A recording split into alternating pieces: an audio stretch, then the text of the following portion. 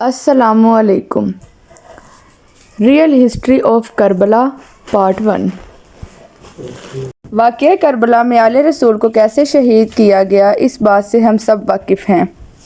بچپن سے لے کر اب تک ہم یہ حالات و واقعات سنتے ہوئے بڑے ہوئے ہیں، مگر افسوس ہم میں سے کتنے لوگوں کو اس بات کا پتہ ہی نہیں کہ اصل میں واقعہ کربلا تھا کیا، ایسا کیا ہوا تھا اور آخر ایسی کیا وجوہات تھی کہ ہمارے پیارے نبی کریم صلی اللہ علیہ وآلہ وسلم کی سالوں کی محنت کو صرف 50 سال کے بعد ہی اس مقام پر پہنچا دیا گیا کہ صحابہ اکرام اور ان کی اولادیں موجود ہونے کے باوجود بھی نبی کریم صلی اللہ علیہ وآلہ وسلم کی آل کو اتنی بے دردی اور مظلومانہ طریقے سے شہید کیا گیا، جبکہ نبی کریم صلی اللہ علیہ وآلہ وسلم کی آل کو شہید کرنے والے خود کو مسلمان بھی کہتے ہیں اور نبی پاک صلی اللہ علیہ وآلہ وسلم کا آخری خطبہ بھی سن چکے ہیں، جس میں انہوں نے کہا تھا کہ میں تم لوگوں میں اللہ کی کتاب اور اپنی اہل بیت چھوڑ کر جا رہا ہوں، اگر تم یہ دونوں تھام لوگے تو کبھی بھی گمراہ نہیں ہوگے، اور میں تمہیں اپنے اہل بیت کے معاملے میں اللہ کا خوف دلاتا ہوں۔ مگر امت نے اس بات کا بالکل الٹ کیا، نہ ہی قرآن و سنت کو مضبوطی سے پکڑے رکھا اور نہ ہی اہل بیت کے معاملے میں اللہ کا خوف رکھا۔ اس واقعے کو شروع کرنے سے پہلے میں آپ لوگوں کو یہ چیز بتا دوں کہ آپ لوگ کسی بھی فرقے سے تعلق رکھتے ہوں، لیکن صرف اور صرف یہ سوچ کر یہ واقعہ سنیے گا کہ آپ نبی پاک صلی اللہ علیہ وآلہ وسلم کو آل اور ان کو ماننے والے ہیں اور مسلمان ہیں، پھر کسی بھی قسم کی کوئی بھی بات ہماری اس ویڈیو میں آپ کو غلط نہیں لگے گی۔ لیکن اگر آپ اس کو فرقہ واری سمجھ کر سننا چاہتے ہیں تو بالکل یہ ویڈیو آپ کے لیے نہیں ہے، آپ اس کو یہیں پر سکپ کر سکتے ہیں، اور اگر آپ ان کا دکھ اور ان کی محبت دل میں رکھ کے اس واقعے کو سننا چاہتے ہیں تو یہ ویڈیو آپ اینڈ تک ضرور دیکھیں۔ یہ ایک ایسا واقعہ ہے جو ایک یا دو ویڈیو میں مکمل نہیں بتایا جا سکتا، یہ ایک سمندر کی جتنا بڑا ہے، بلکہ شاید اس سے بھی زیادہ، لیکن ہم پوری کوشش کریں گے کہ آپ کو آسان الفاظ میں سمجھایا جا سکے۔ تو چلیے شروع کرتے ہیں۔ حضرت ابراہیم علیہ السلام نے اللہ کے حکم پر اپنی بیوی ہاجرہ اور اپنے بیٹے اسماعیل کو مکہ کے ویران پہاڑوں میں اللہ کے بھروسے چھوڑ دیا۔ پیاس کی شدت سے حضرت اسماعیل علیہ السلام نے جب پانی مانگا تو حضرت ہاجرہ پریشان ہو کر صفا و مروہ کے گرد چکر لگاتی ہیں۔ حضرت اسماعیل علیہ السلام زمین پر اپنی ایڑی رگڑتے ہیں جس سے زمزم کا چشمہ جاری ہوتا ہے۔ دونوں ماں بیٹا اسی پانی کے چشمے کے پاس رہنے لگ جاتے ہیں۔ کچھ وقت کے بعد کچھ قافلے والوں کا وہاں سے گزر ہوتا ہے اور وہ صحرا کے پہاڑوں میں پانی کا چشمہ دیکھ کر یہیں پر آباد ہو جاتے ہیں، اور پھر اسی طرح مکہ شہر آباد ہونے لگتا ہے جس میں حضرت اسماعیل کی اولاد کے علاوہ کئی اور مہاجر بھی شامل تھے۔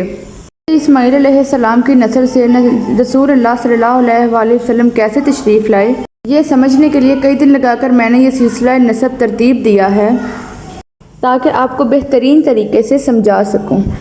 آپ صلی اللہ علیہ وآلہ وسلم کا تعلق قریش قبیلے سے تھا اور آپ کے خاندان کا نام تھا بنو ہاشم۔ قریش 10 بڑے قبیلوں پر مشتمل ایک طاقتور قبیلہ تھا اور ہر قبیلے کے سردار آپس میں مل بیٹھ کر ہر طرح کے بڑے فیصلوں کو کیا کرتے۔ ان 10 قبیلوں کے اندر 2 قبیلے بہت ہی اہم اور طاقتور تھے، ایک کا نام تھا بنو امیہ اور ایک تھا بنو ہاشم۔ ان دونوں کو الگ الگ ذمہ داریاں دی گئی تھیں۔ بنو ہاشم کی قوم کی کمان بنو مخزوم قبیلے کے پاس تھی جو کہ بنو امیہ کی ایک شاخ تھی، جبکہ خانہ کعبہ کا متولی بنو ہاشم کو بنایا گیا تھا، جبکہ طاقت کے لحاظ سے بنو امیہ اور مذہب کے لحاظ سے بنو ہاشم کا رتبہ زیادہ تھا۔ لیکن یہ دونوں ہی قبیلے حضرت اسماعیل علیہ السلام کی نسل سے تھے، کیونکہ ان دونوں کا تعلق 5ویں نسل پر جا کر عبد المناف سے محمد بن عبداللہ بن عبد المطلب بن ہاشم عبد المناف کے بہت سے بیٹے تھے، لیکن 4 بہت ہی طاقتور بنے۔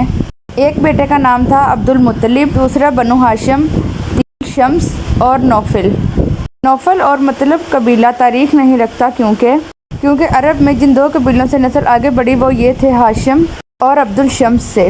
ان دونوں قبیلوں کے اندر ہمیشہ مقابلے بازی جاری رہتی، لیکن یہ مقابلہ ہمیشہ اچھی چیزوں کے لیے رہتا۔ مثال کے طور پر بنو ہاشم نے اگر اتنے لوگوں کو کھانا کھلایا تو ہم ان سے زیادہ لوگوں کو کھلائیں گے۔ گھڑ سواری کے اندر ہمارے قبیلے کے بندے کو اگر اس نے شکست دی ہے تو اگر انہوں نے گھڑ سواری کے اندر ہمارے کسی بندے کو شکست دی ہے تو ہم ان کے قبیلے کو اگلی بار شکست دیں گے۔ کبھی کبھی ان دونوں قبیلوں کے اندر اختلاف بھی رہتا، لیکن اس کا مقصد یہ تھا کہ باقی قبیلوں کے اوپر برتری حاصل کی جا سکے۔ ہاشم سے عبد المطلب پیدا ہوئے جو کہ محمد صلی اللہ علیہ وآلہ وسلم کے دادا تھے۔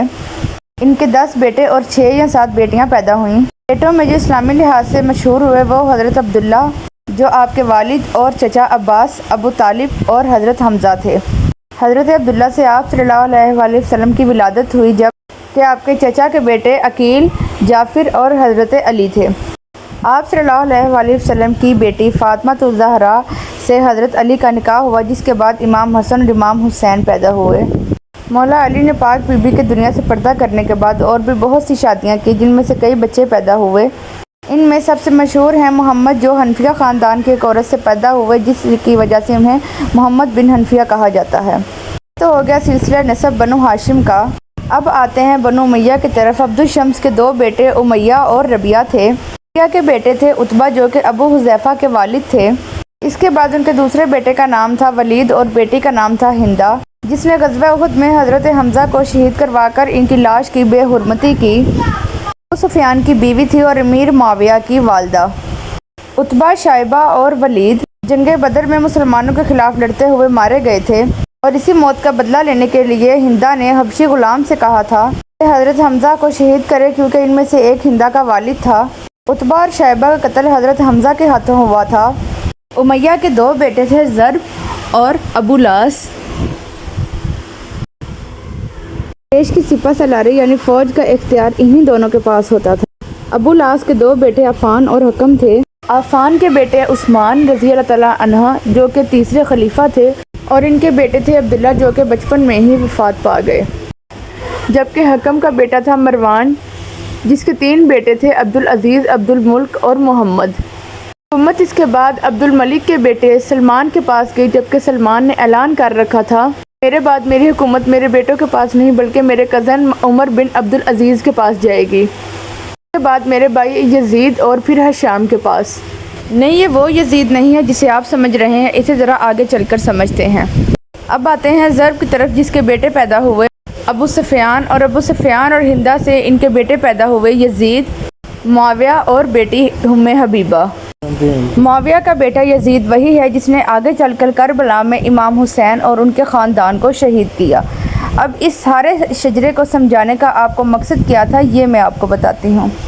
بنو ہاشم اور بنو امیہ میں شروع سے ایک دوسرے کو نیچا دکھانے اور پورے عرب پر حکومت کرنے کی دوڑ لگی رہتی تھی۔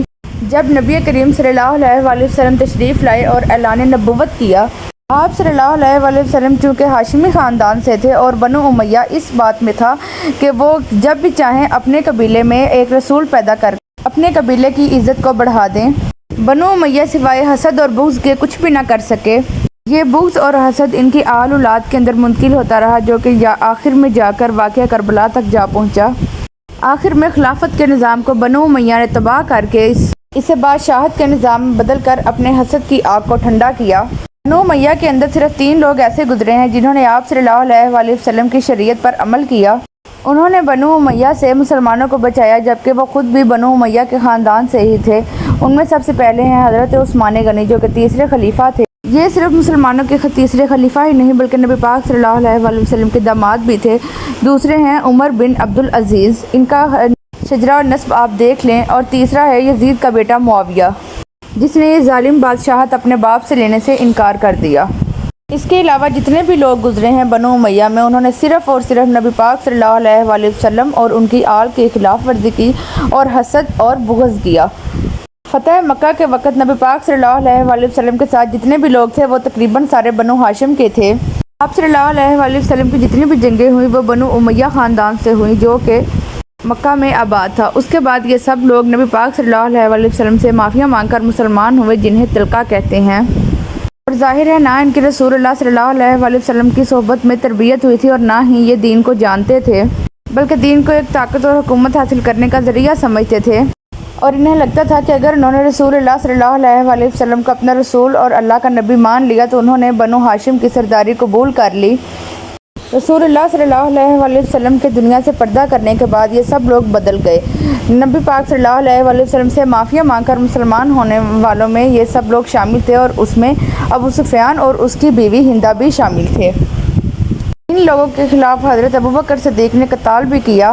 رسول اللہ صلی اللہ علیہ وآلہ وسلم کے خلاف جنگوں میں لڑنے والے جتنے بھی سردار تھے، خواہ وہ ابو جہل ہو، ابو سفیان ہو یا قتبہ، ان سب کا تعلق بنو امیہ سے تھا۔